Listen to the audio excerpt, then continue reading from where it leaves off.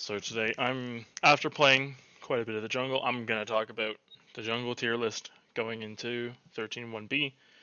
Just a little update on how far we are into the patch, a couple days now, and things that I think are going to be the best and give you the most success in the jungle. So, for low elo, Amumu is definitely S plus tier.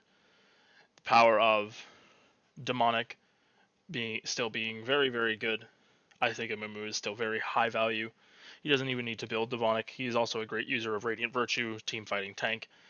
Loves demonic, loves Radiant. Even though they nerf demonic on melee champions, Amumu is still a very good champion for low elo. High impact with very little skill expression required. Decent clear that doesn't require any kiting of any kind. Lots of crowd control. Good base damages. With the buffs to Abyssal Mask as well.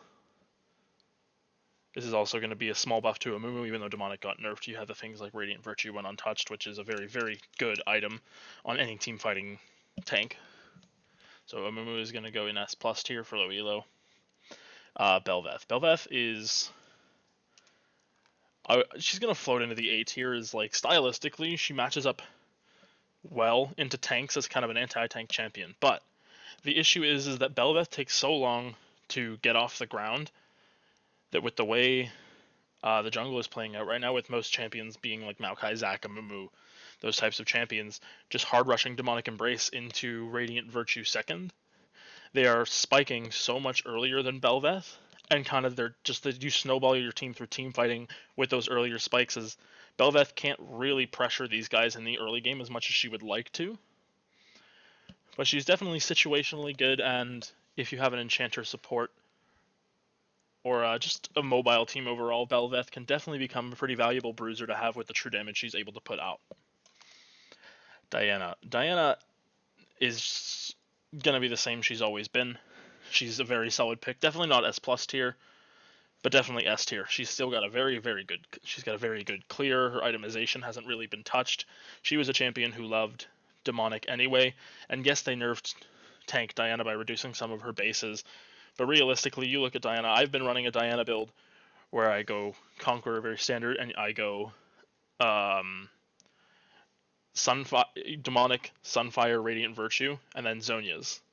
And you are just so tanky, and you still do more than enough damage to burn down an AD carry. That is a very defensive build, but I just found, because that's the way the jungle meta is shaped right now, that's how you want to do it. Echo. Echo, probably B tier. He just feels... He's very snowbally. His clear is not that great. It's not super healthy. He's just kind of a very weak AP jungler right now. He feels like a weak champion in kind of a lot of roles. He's just overshadowed in the mid lane. He can't function very well inside the top lane. And in the jungle, there are just champions that do what he does better with less execution needed. Elise. Elise is S plus tier. She's one of these outliers. She's not a demonic user or a Radiant Virtue user, but especially going into 13.1b, with 80 carries getting a slew of buffs, it's kind of just become a gank bot simulator. And Elise is one of the not only best hyper gankers in the game, she's also one of the hardest snowballing hyper gankers in the game. And basically, it's just you just bounce between top and bottom, or sorry, mid and bottom, and you just chain gank, creating leads. And you go top, maybe look for a top gank every now and again when you have to go clear your top side jungle. But basically, you just play to the bottom side of the map with this champion. There's a couple different routes you can take her. And it's just, she's a very, very good, because of her early damage, her early ganking pressure, her early dive pressure is also very absurd. Evelynn. Evelyn's going to sit in the A tier with Bel'Veth. She's kind of does what Echo does, but better. Fills that AP assassin niche role. She does a lot more damage than Echo does with the same amount of gold. She has stealth, so she forces the enemy team to buy more control wards, spend more gold that way. She applies more, her existence applies more pressure than Echo's existence, and she is more reliably going to be able to get a one-shot pick over Echo. So it's the same thing as like AP assassins in the jungle right now are kind of hit or miss. Diana can fill other roles of like the role of AP Bruiser, which is why she is a tier higher. But AP Assassins are just not great inside the jungle right now. Fiddlesticks. Fiddlesticks is definitely S tier alongside Diana. He can take advantage of Demonic Embrace, actually, especially going into 13-1. They buffed Demonic Embrace for ranged champions, so it would make it a better purchase for Fiddle than it was before, but I don't think that's necessary. You're just looking at these things with your Predator boots, and then you go Rocket Belt Zanyas, very standard Fiddle stuff, very strong team fighter, very strong counter ganker come level 6, and scales probably one of the best AP scaling junglers in the game. Amazing team fight presence. And he's just very easy to execute in low elo with the fact that he gets his free effigy sweepers and stuff. The lower elo you are, the more success Fiddlesticks will probably have, because there's going to be less people who are going to know to punish you, and vision is going to be lower, so he's going to have more opportunities to come in from that fog and get those big ultimates off. Gragas. Gragas, as much as I love Gragas, he's one of my favorite champions to play in the game. He is just bad in the jungle right now. He's definitely, not unplayable inside of the jungle, but he's just not great. His clear is way too slow to keep up with a lot of the meta junglers. His builds feel really awkward, because if you build full tank, you're contributing no damage. And if you can build full AP, it's like you are so fragile, you can't really engage. You have to be a secondary or even a tertiary engage. And if you go hybrid, it feels like you're not doing enough damage and you're not tanky enough. So he just feels really, really awkward that way. Graves. Graves is definitely A tier. I think as a champion, he's probably S plus tier with his ability to now go for Infinity Edge second. We'll probably see a lot of Graves inside of solo lanes, if I had to guess. But within the jungle, it's the same problem that Bel'Veth has, right? Is that he takes a while, and he takes more items to become a massive threat than a lot of these meta junglers who love this demonic radiant. His teamfight presence is going to be lower unless you get super fed early game. He's a great carry champion, but I just feel like he's not as reliable as some of the other junglers on this list. Hecarim, also going to go inside the A tier. He matches up very poorly into a lot of the meta junglers that love this demonic embrace.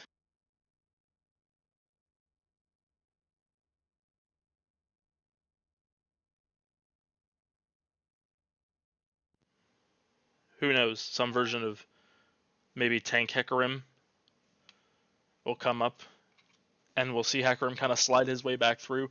But as it goes right now, because of the tankiness of the game, looking at the top laners and the junglers, and even some of the supports, it's even damage Hecarim is having trouble cutting through.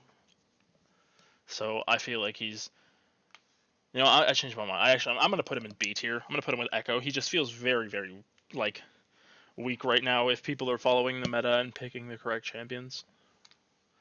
Ivern.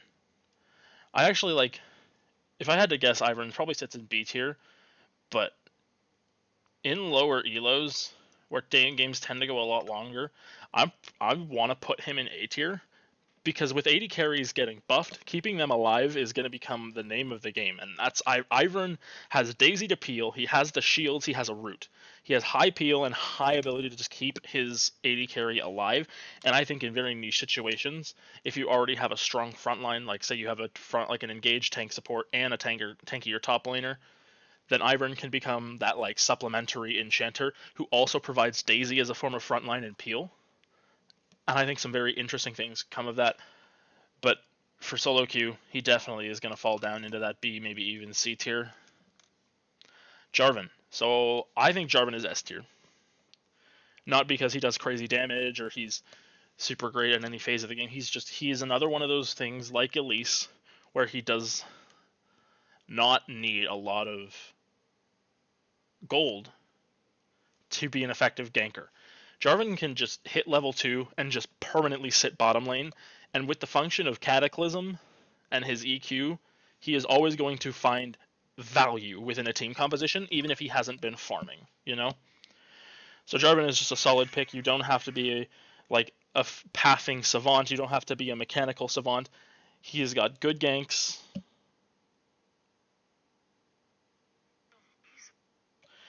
He's got good ganks.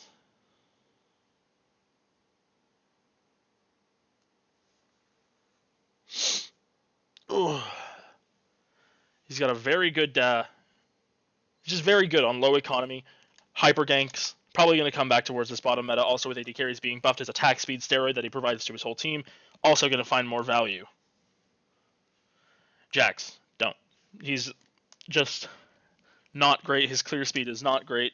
He doesn't have any inherent sustain in the jungle, and the only form of tankiness against jungle monsters is his counter strike, which is a very long cooldown and only lasts a couple seconds, dodging like 2 autos from the buff maximum if you time it perfectly. Karthus. Karthus within this meta can succeed. I don't think he should be played. He's got a very high skill ceiling, very hard to pull off, very easily punished if you don't know what you're doing. You're forced to take exhaust in a lot of matchups just to diminish the threat of invade. Kayn. So Ross has been nerfed a lot of times. And Blue Kayn, even though it's been buffed, still feels very underwhelming. So we're looking at Kayn. He's a solid A tier. He's like one of those champions. It's just like, it feels like in the meta of the powered up AD carries and the demonic radiant virtue meta of the jungle, he takes too long to get online as Rost. And Blue Kayn is just so frail and will get one shot by the jungle meta, even if they're the tankier ones. Kha'Zix. So Kha'Zix is probably the best assassin jungler in the game right now. Of the assassins, he has the most flexible build path. He can kind of flex into this bruisery role using like Gore Drinker, Black Cleaver, or he can go for that glass cannon one shot. I think Kha'Zix is the most flexible assassin in the game. I think he is the best assassin in the jungle, within the jungle right now. Very snowbally, not a super great ganker, but can output quite a bit of damage. Kindred. So Kindred is kind of, there's two ways to look at this. Is Kindred got a very small preemptive nerf due to the marksman item changes, but it is still very much net positive for her with all the marksman item changes. Blade of the Ruined King got a buff for ranged champions. You can go Navori Quick Blades Kindred, and she becomes this hyper mobile, hyper high damage carry. Very, very good.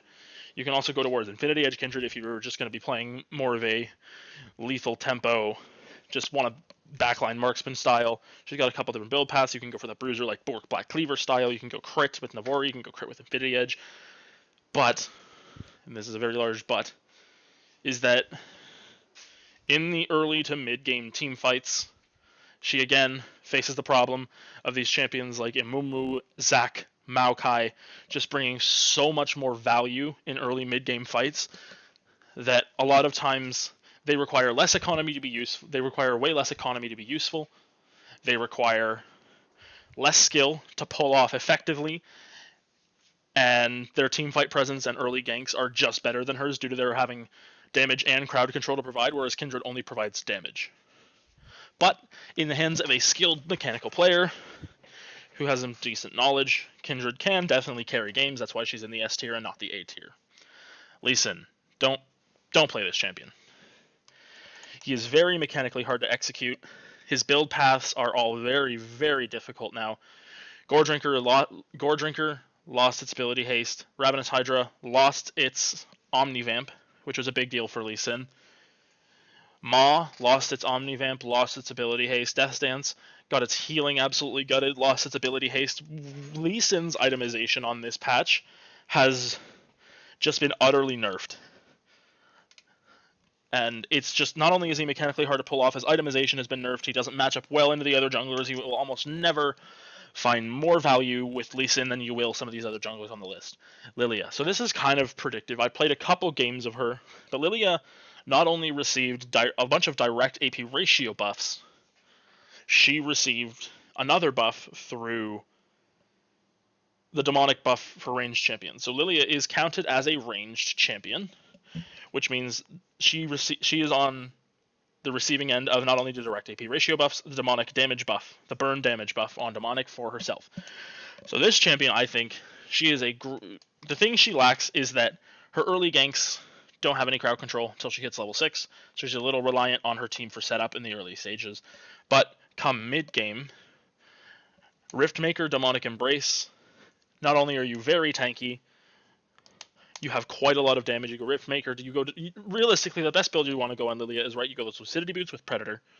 You go Lucidity, Demonic, Zhonya's, and then you kind of build around what the game needs, because those are your core. Demonic plus Zhonya's is what you need, because you need to be able to go in, hit your Q, or whatever, all your abilities, hit your sleep, and then Zhonya's. You come out of Zhonya's when they're asleep. Those are your core. And Demonic gives you tankiness, tanky stats, and a lot of damage. And then you look at things like Riftmaker is an option, Liandry's is an option. She's just a very strong champion with her core not only getting buffed, just AP ratios around the board, so she's always going to be doing more damage than she was. Demonic got a buff, which is also just making her do more damage than she was. Plus, her E cooldown got lowered by 2 seconds at all ranks, which means she's going to be much better at Baron dances and Dragon dances. She's going to have way more agency using that lower cooldown to harass enemies. Now we're going to talk about the tree. This thing, even after the direct nerf to his clear speed and the nerf to Demonic for melee champions, I still think he sits in S+ tier for solo queue. He does so much damage. He is so tanky. He has a great, one of the healthiest clears in the jungle right now. Always has massive value in team fights due to his ultimate plus Radiant Virtue's healing. High utility. This champion is just very good. I think definitely with the changes, the first strike Demonic Liandry's build is dead, but I actually thought that was the worse off build anyway, and I've always thought the Phase Rush Demonic into Radiant Virtue Sunfire is Maokai's best build, and was last patch too. He's so tanky, he does so much damage, he is a massive threat, and he's just so good right now. Master Yi. So the issue is that a lot of the very strong junglers in the game, we're looking at Maokai, Zac, Amumu. These are very high crowd control champions, and that is Master Yi's main weakness. Master Yi loves hitting tanks because he's able to shred them. But there being so much crowd control within this meta, it definitely hurts him. And again, he comes online a little faster than Bel'Veth, but he struggles because usually the tanks are just so far ahead, their team is so far ahead, and there's so much crowd control, and he gets focus fired and just gets one shot. Even if you go for the Bork Jack Show's Rageblade build, you're still very squishy to the lot, and you just get CC'd for so long.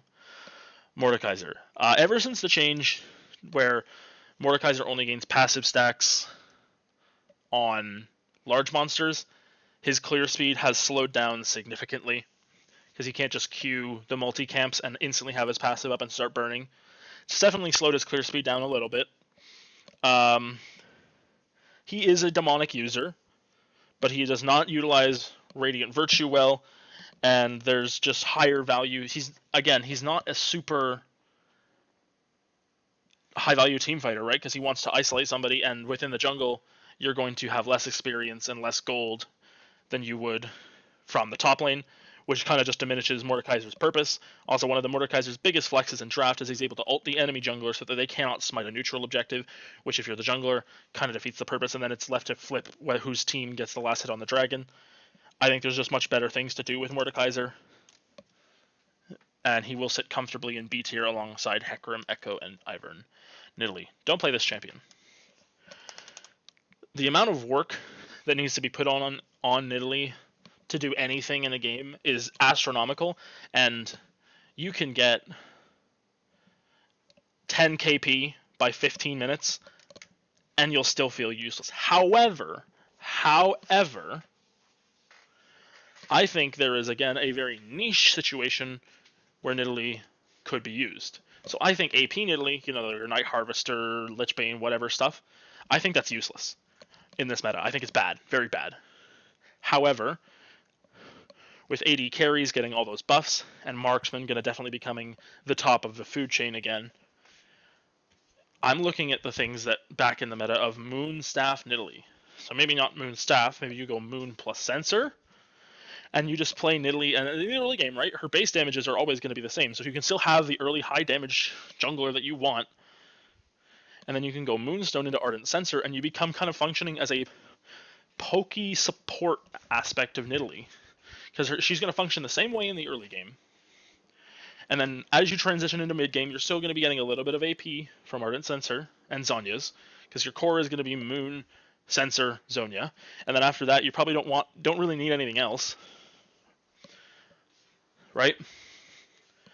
And you just play Nidalee as this kind of pseudo poke support aspect, and I definitely think she can find a niche spot in certain team comps there, but that's much more for talking at the higher level. In solo queue, don't play this champion. She takes so much work and execution to get you even like the slightest bit elevated, and she falls off a cliff. Nocturne. I'm gonna put Nocturne in S tier because he is one of the only champions right now that feels like he can reliably keep up with some of the demonic junglers in terms of clear speed. Nocturne has a very, very fast clear speed. He's got very flexible build paths. He can be an assassin, he can be a bruiser, he can be an engaged tank, he can be a lot of things. And I think it's his flexibility that allows him to be this high up on the tier list. And he has very high early game damage. His early game ganking potential is not great. However, his counter gank potential is very high. It's always been that way with Nocturne. Nunu. Nunu, definitely going to sit in S tier. He is a decent demonic embrace user, gets a lot of HP, he loves the AP stats. But the thing that I think makes Nunu S tier, especially in the lower elos, is his ability to just absolutely spam gank. He is one of the when you think of I'm going to get perma ganked, you think of Nunu constantly rolling into your lane with that giant snowball, bonking you and you dying.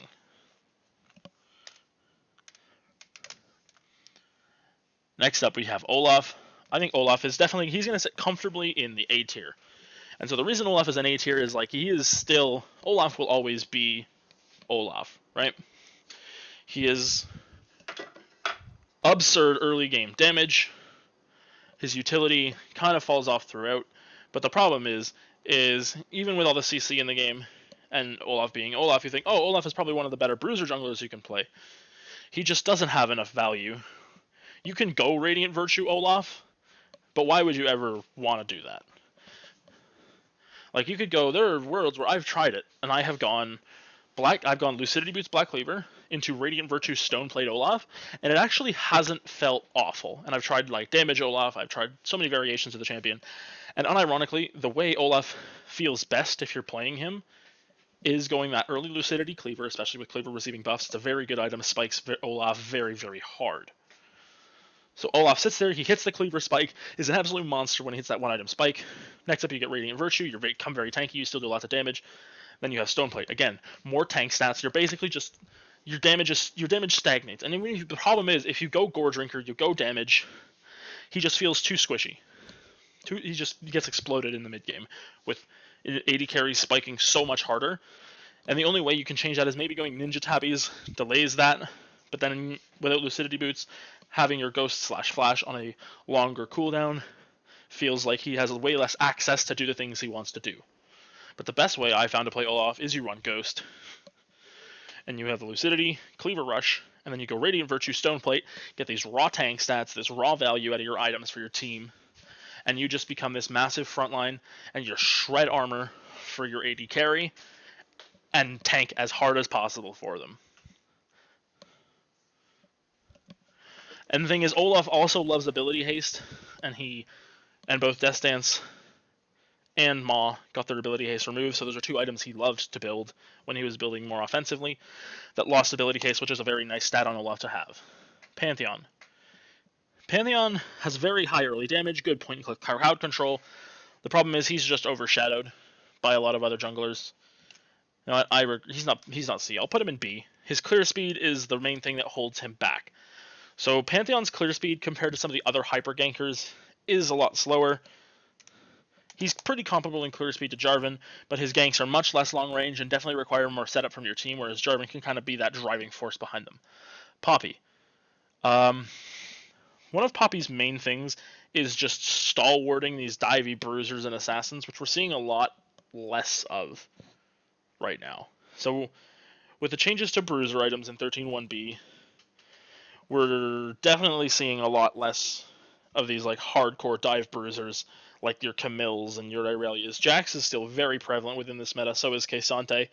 But if you're going to play Poppy, I think her best role is probably the top lane as a neutralizer, or even in support in some cases. If you're using her as that like anti-dive champion, you can build her support with Radiant Virtue, and she is pretty good at just stuffing a lot of those dive comps. And that's kind of all I have to say about Poppy. Is like she's very niche, but I think she has better places to exist. Qiyana. Assassin junglers are just not it right now, and Qiyana is one of those champions. Qiyana needs gold and levels, and she does not get enough of that in the jungle unless the enemy team is just feeding you gold. There will come a point where Qiyana is going to get outpaced by the other champions in the game, and she will no longer be able to assassinate anything, and she will basically just become an annoyance who just perma-stealths and does very small amounts of damage and an ult bot. See if she can hit a big ult for a lot of crowd control and base damage. And if she doesn't, then she's useless because she's never one-shotting anything else. Especially with the prevalence of enchanters. Remus. So, Remus is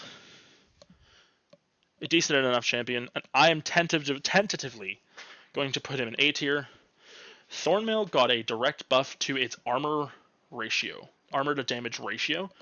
So I think he could be S tier, but the problem is a lot, and I mean a lot, of meta junglers right now have percent max HP in their kits, build demonic, and are AP, which means the early jungle matchup for him is miserable. And sure, later on he can be a big nuisance with against AD carries because you don't see a lot of lifesteal, but maybe with the Bloodthirster price reduction we see a lot more of that, and Infinity Edge being a higher spike, maybe. But I'm tentatively going to put him in A tier. Situationally can be very great. Thornmail got buffed, could make him even crazier, but because of the jungle meta right now, he has a very bad time in the early stages. Rek'Sai. Rek'Sai is also going to go inside of the A tier. Rek'Sai has very good early ganks. And it's like, oh, she's a very good early ganker. Snowball's really hard. Why is she lower than some of the other champions on this list? Well, Rek'Sai has a very inherent problem that she has always faced as a champion, is she lacks mobility when her E is off cooldown, and her E is very telegraphed and very slow. So when you look at her versus, let's say, another snowbally AD jungler, we're looking at Jarvan, hyper ganker, right? AD hyper ganker, can build bruiser, can build AD, whatever. Jarvan's ganks can come from any angle, because it's just EQ. Rek'Sai's tunnels are very slow and very telegraphed. They're very easy to just kite her away from her if she doesn't have her flash, or before she hits her Prowler's Claw. Without the tools of flash or Prowlers, she's very frail, and it's quite difficult to function. And Jarvan is kind of just a better Rek'Sai at this point. Rengar. As much as I love this champion, I don't think he's very good. Actually, as much as it pains me, I am going to put him in B tier. He has not got great ganks in the early game. He's got a lane gank, but if you have a losing bottom lane, then he's just kind of walking in, and it feels very awkward. And his bruiser builds have been definitely nerfed down, and Assassin is just not great right now with the prevalence of enchanters and hard tanks. And there's better AD bruisers you can play. Nocturne is better, Jarvan is better. Even Bruiser Kha'Zix, I would say, functions better than Rengar right now. Sejuani is definitely S+ tier.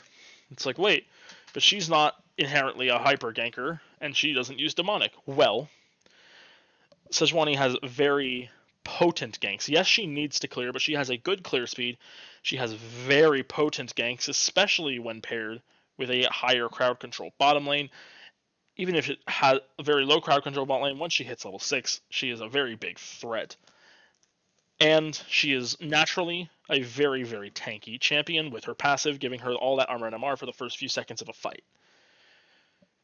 Sejuani is definitely S+ tier, pairs very well playing into solo lanes as well, with a lot of solo lane meta being melee champions right now. She does dragon well, she does objectives well, she clears decently. Sejuani is all around. She's not very insane at anything. She's just good at everything. She's a very well-rounded champion within the jungle right now. Shaco, this champion is bad. Yes, they're going to have games where you get super fed and you just one-shot the AD carry, whatever. AD and AP Shaco both feel very bad right now. He can hyper gank, go demonic, be this nuisance. I've actually tried it. I tried playing this hyper gank Shaco style and going demonic Radiant Virtue. I tried a full AP, I tried full AD, I tried Bruiser, I tried every variation of Shaco there was. And there were games I won, but they didn't feel like I was the driving force behind those wins. Which is a jungler, you want to feel that. You want to have that power. But he's just unreliable. His build paths are really awkward. He likes the crit changes as AD Shaco. He likes the buff for demonic he doesn't like the nerf to demonic for melee champions. It's just not a great champion. Sejuani could be anywhere between A and B tier. She just faces that same problem, is her early ganks are not strong enough. They're just not. She has no crowd control. Her damage isn't all that impressive in the early game either. She is a scaling champion in the meta of snowballing bot lanes. Skarner. This is like one of the few champions on the list that I did not try to play. Just because I think he is so bad. His clear speed is great, but that's kind of the only upside about him. His ganks are not phenomenal. His skirmishing, if you're not in his Spire, which a lot of the skirmishes in this meta are happening inside of the bottom lane itself, he is very weak. He's just not a good champion, and I'm going to put him in C tier. Sylas. I don't like that Sylas jungle isn't awful. I loved Sylas when it first came out. Sylas jungle was very fun to play with Runic Echoes or Ringlaive, I can't remember which one. But it's just Night Harvester Sylas you can snowball, his ganks aren't bad, but Sylas is one of those champions that you can't just ignore your camps and permanently gank bottom lane or permanently gank lanes. He needs gold and he needs levels to be functional. And in this current meta, I think that because his clear speed isn't super fast, it's really hard for him to play that hyper-aggressive gank style and keep up with levels in XP compared to the game average, which is what Sylas needs to be good. Taliyah, I think, in the right hands, can be S tier. I do think that. But realistically, I think she's B tier. Her clear isn't great. You have to do a lot of kiting. Her damage isn't insane or anything. She has good crowd control for ganks, but she's very frail, susceptible to being invaded. Talon, C tier. This champion is bad. He's good in the mid lane in the hands of a good Talon player. With the prevalence of enchanters and the prevalence of point-and-click CC in the game right now, or just large AoE CC, I think Talon jungle does not get enough gold, does not get enough experience to do the things Talon wants to do. They've also nerfed Talon's favorite build, which was people loved Bruiser Talon, right? Like one of the most common Talon builds you were seeing in higher levels was like Goredrinker, Death Dance, Maw, Serilda's, like that stuff. And with Goredrinker losing ability haste on the Mystic passive, with Death Dance losing ability haste, with Maw losing ability haste, it definitely feels like Talon's most effective build has been gutted, and he's now forced to go into lethality to get that ability haste. And them also removing one of his most normal items, Ravenous Hydra, losing its Omnivamp, also hurts Talon a lot. Trundle. So Trundle is in this weird spot where Trundle is never inherently meta on his own. Trundle is a response to metas. He is a very good anti-tank champion. And in the meta for a very long time, the meta was one tank. And you look at that, you have a one tank champion.